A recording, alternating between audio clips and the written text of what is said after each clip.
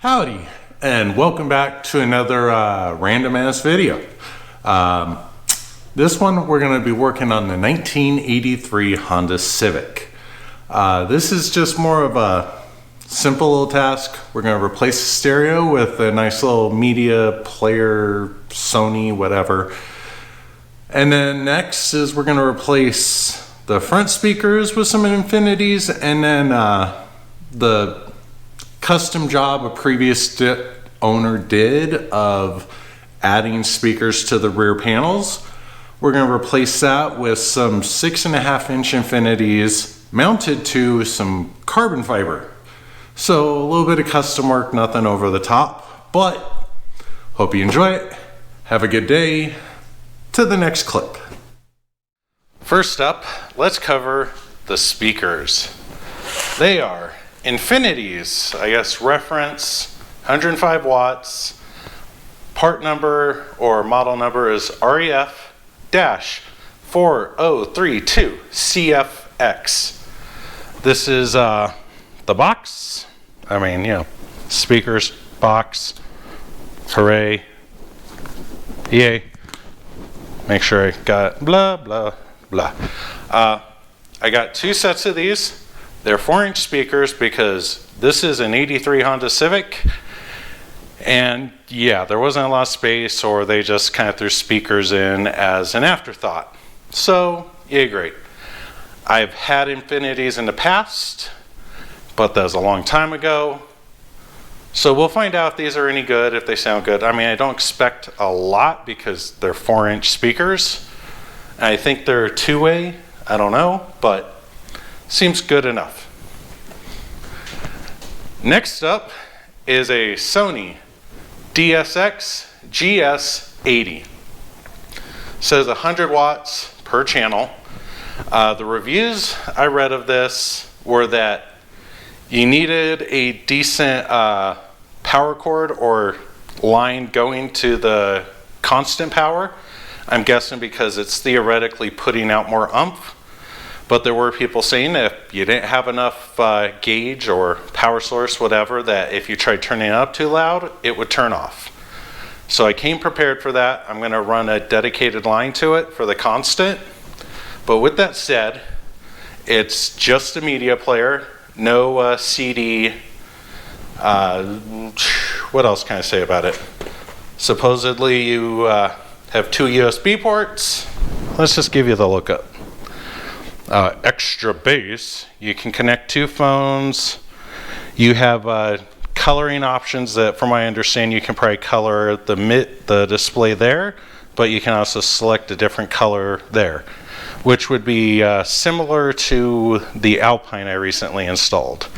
Comes with a remote and a microphone, which is pretty standard, and I believe to get function to all the features or just easier use, there's an app that you can install to control this. We'll find out for sure. Anything else? Yep. There's the app info right there. I'll try and cover it, but we'll have to see. My main functionality, or the main thing I care about on most car stereos that I put in, is a USB port on the front that I can throw a thumb drive in with all my music, hit shuffle, and then it's just constantly playing something. Because with my music, when I find a band I like, I tend to just buy the album and then throw it on a thumb drive and say, let's go. With that said, let's get ready to do the install. Or, well, I guess first we'll cover what's inside the car. So let's go. So here is what we're working with. An old JVC. For a little bit I was running a Bluetooth cassette and it kind of worked. For a little bit the stereo was only giving me the driver's side channels. After a little bit of usage I kind of got all of them, but they're all kind of blown. We'll see what those blown speakers look like. You have your standard 2 speakers in the front. There's one under there and one right here. Then this car is symmetrical. So you also have a speaker in that. Other Civics have a cubby there. The Civic S and I think a few other models have this. And for those who have seen videos on this car, as I try and quit shaking the camera, reupholstered seats, because the other ones were just ragged. That's the TLDR of this car. It's a Civic. Not a lot of people have these, so what I'm going to mostly focus on is just showcasing the beatness of the different equipment, because I find it interesting, and then the review of the hardware. So we will be back with old speakers out and kind of how they're installed. Hooray! We've already run into the first hurdle, and yeah, so this is going to be a longer video than I expected. But first, let's cover what is in these Infinity reference whatever speakers. First, you get a pretty little paperwork with a nice little logo. You get a great sticker, whatever. Then, with that, you get, let's move them over very nicely, 2 speakers. I will open one here shortly. I already have it open, but they come packaged very nicely. They also come with what appears to be a little, gasket to go between the speakers and the mounting surface. And let me, because I opened one and then learned that things are not as they seem with this car. Here's what it looks like. Pretty nice, pretty spiffy. No real paper on it, so that makes for a good time. Now, here's where my dilemma hit. I took the old speaker out, and I learned something which I guess I shouldn't have assumed this was even remotely stock. What you see here is particle board mounting surface. Okay, whatever. I knew these cars to some degree had an option to have a speaker in the back. Turns out it was probably more limited than I thought, so that's on me. One, if you look, the remnants of the old speaker, there, it's bad. That's not a 4-inch speaker. What was in here is a decayed, someone took what looks like a Volkswagen Audi speaker from, I don't know how long ago. I mean, it seems like it might have been decent back then. I don't know how old, but that, I kind of want to keep that part. I actually kind of like that it's a bigger speaker, but I have to figure out, okay, what speaker. I think it's I don't even know if that's a 4x6. That might be like a 5x7, but that just adds new drama to me trying to sort this out. I don't know. I'll be back with more speakers, or I might make a new one of these. Hell, I have no clue at this point. But before I install everything, get it resorted, I am gonna show you here in a little bit, or at some point, how they set it up in the car. And I have no interest in changing it for right now. Anyway, we'll be back figuring out how to solve this. Here is the left and the right. You guess which one is what. Just going to show you real quick how they did what they did, in case that someone else wants to do it. First off, here's the bracket they made, and then a piece of particle board screwed into there. And then those brackets are screwed in via the back. So they kind of intended for it to be permanent. But I think what I'm going to do, due to speaker options, and this thing needs some work anyway, I think I'm going to remove this. This is all spitballing, so don't mind me. So that will remove this. I'll cut this out as a template. And I think what I'm going to do is get like a piece of carbon fiber and make this so it can I don't know, screw in, bolt in, something over here, and that should give me at least a 5 1/4 speaker, if not a 6 1/2. I'll find out. But yeah, that's where we're at. Let's get back to work. Here we are with just a little more havoc. This is just a reference point. Here's the new Infinity that'll be going in. Here is the original Honda speaker, or I'm assuming it's the original, that was in the front. It has seen better days. So the mounting is a little weird to me. So it looks like you have a clip in the speaker, screw goes in, and it holds that way. Yeah, it's seen better days. But while I wait for the new speakers and panels to make something work in the rear, I'm going to get the front set up. This is where the speaker goes. You know, I don't know how useful it is in the grand scheme of things, but something's better than nothing. So let me get that installed. Not going to fully do everything because I'm going to run new wires just to try and get the most out of everything. It looks like previous people ran wires to there and then spliced them into colored wires. I'm not 100% sure, but that's the assumption. Doesn't really matter what happened before, replacing it now. So, be back with the speaker installed. Or maybe, who knows. Anyway, be back. While I wait for parts that I ordered, let's go over the stereo and the contents of said box. The thing that most of us don't look at: Sony, limited warranty, car audio, whatever, paperwork. Next up, you got a remote. Ooh, and in there, you have some screws that you'd use to mount it to like a stock bracket. And then you also got, I don't know if you can tell, those things, which are you use to pull out of the stereo sleeve. Like you have the sleeve in the car, you know, we'll get to that.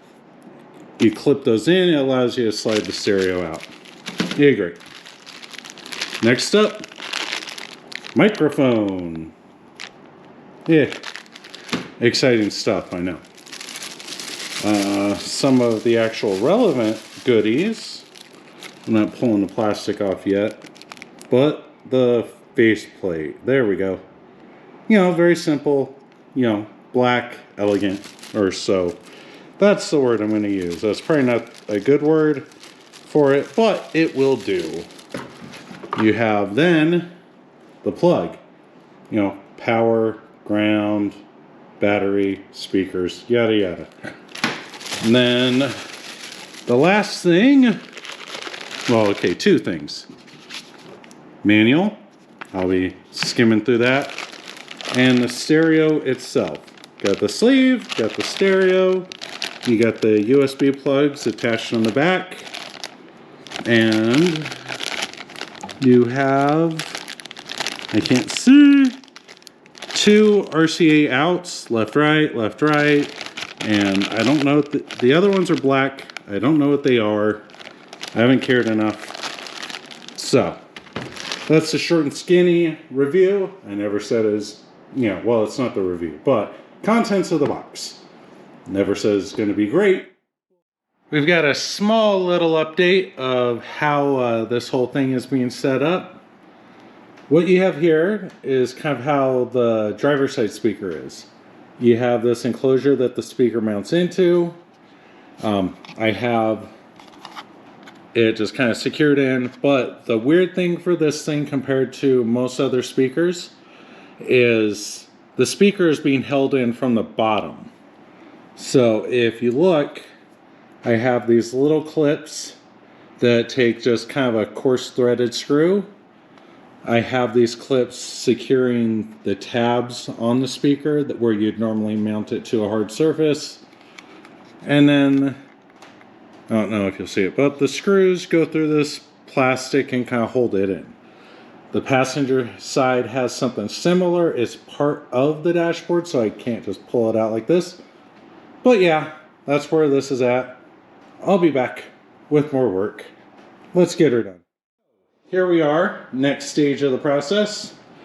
We got some cheap, generic type battery terminals that have, you know, extra mounts. We have here the battery power, or the constant for the head unit. We have this cable for the future amp slash sub. I'll probably do like a little 8-inch or something. And then we have a new negative. The other reason I replaced them is also they were aged, not the most secure, I guess. I didn't trust them, so might as well replace them. There's a chance I might replace these later. I don't know. I just wanted to get things set up, working. They were like $8. So we'll find out. Okay, we're just doing a so-so shot here. We're just going to try and verify that the stereo turns on and we get some form of audio. I'm guessing it should be fine. Usually stereo work is pretty straightforward. It's not too bad. That's a prettied up little display. Let's put that in. Moment of truth. Let's see if I broke something.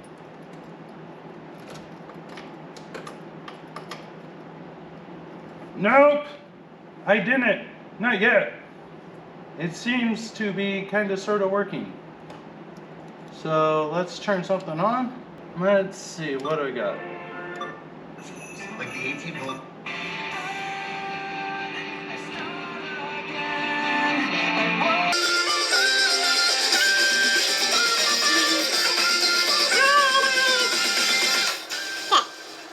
And it is currently in a demo mode, it looks like. It's having the RGB garbage here, so we'll find out. But the basics are, it appears to work.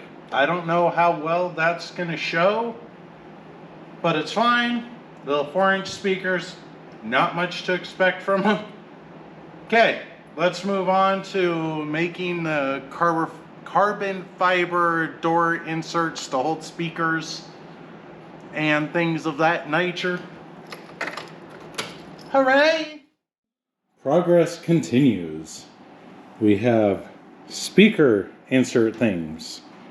Carbon fiber, chopped up, so work on my part, but I feel like with the speaker in and the panels right out of shot, you know, looks like it'll hold the speakers just fine, nice and thick. So we will come back with hopefully these installed. We have another little update. We have door panel with carbon fiber. Ooh. Also, rubbing off paint from something. Anyway, yeah, carbon fiber little insert things. Basic bolts, screws, little baby thingies, and Allen head, whatever. Oh hey, kind of see-through. So that should be strong enough to hold speakers up. Now let's get back to work and then show you the final install. What it looks like installed. You know, you agree. I also, the plastic clips that would just kind of slide in the back and you press in, I didn't have all of them. They were mangled. So I went with these little push clips. You know, should make it maybe a little easier. I don't know. But yeah, I feel like they look pretty good. At least for me and for what was there. In this pile are some of the parts I used. So we're going to do a quick initial quality review. Initial quality. Seems good. Came with no wires. The small one did not come with any screws either, or little metal clips that I saw. Maybe I misplaced them somewhere. And no wire, which I may have already said. Quality seemed good, at least on build. That seemed fine. With me getting another set of Infinities to go in the rear. Oh, Ref 4032 CFX. Ref 6532 EX. 6.5-inch speakers. These came with the little clips and the screws to hold things down. This one also came with the grill, which was kind of needed. Initial quality seems good. No wires. So, yeah, great. I'm running 14 gauge. Yeah, 14 gauge wire to both. Probably overkill, but whatever. It'll hold. Next up, initial quality. At least in my experience. This might balance. There we go. Seemed good. Sleeve was fine. Has a nice sleek finish on the front. Yeah, I mean, it's a little media player, no CD drive. Yeah, seems nice and hunky-dory. So the next thing I'm going to do is go finish pushing in the stereo. And we're going to give it a quick review of what they sound like. And yeah, I think there's an app for this. I'm going to find that out too. And yeah, we'll be back. As I am going through and getting things set up, I just wanted to quickly cover some of the colors. So for buttons, you can set preset or custom. And you can kind of see from here, because my hand's in the way elsewise, there's quite a few colors. Rainbow, I think known as RGB puke. But anyway, you can also, once I find my other color, you can also set the text color a little different also. Well, same color options, see? Anyway, I wanted to give a quick look at that. I'll be back when I get the app set up. Opinion of the app is meh. That's not what I wanted to do, but whatever. So you can kind of control the stereo from it. You have advanced car audio settings that you can open, and it allows you to adjust the balance, things like that, a little bit of the subwoofer. It's not necessarily clear, but whatever. You can adjust like subwoofer, near, far, whatever. I don't know enough about audio, so I don't know what those numbers mean. But yeah, nothing too special there. It looks like you could have Sirius XM, control to the audio, or I mean aux, USB, whatever. I probably won't be using this app again. Let's see what's in settings. Sound. Okay, maybe. Okay, it looks like you can fully control most of the stereo's options from here. So I think I will use that right now and get it set up, and then get to my review of what it sounds like. Quick review. I am rather enjoying its capability and quality.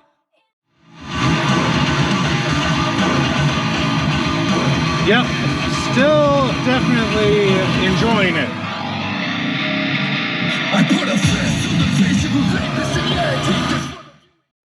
And we will call the review and the installation done. I found one quirk with the stereo that just kind of bugs me.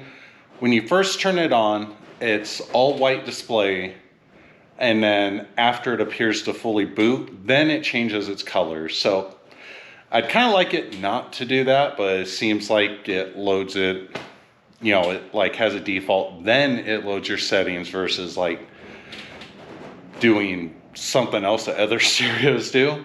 But either way, yeah, it's a good choice. I mean, there are cheaper options that might be better depending on what you want. I wanted to give it a go. Appears like a good stereo, gets some good volume. So yeah, I have no complaints. Thank you for watching. If there's anything else you want to know about the stereo or the speakers, feel free to post a comment. Otherwise, have a good day. Thank you for watching. Bye-bye.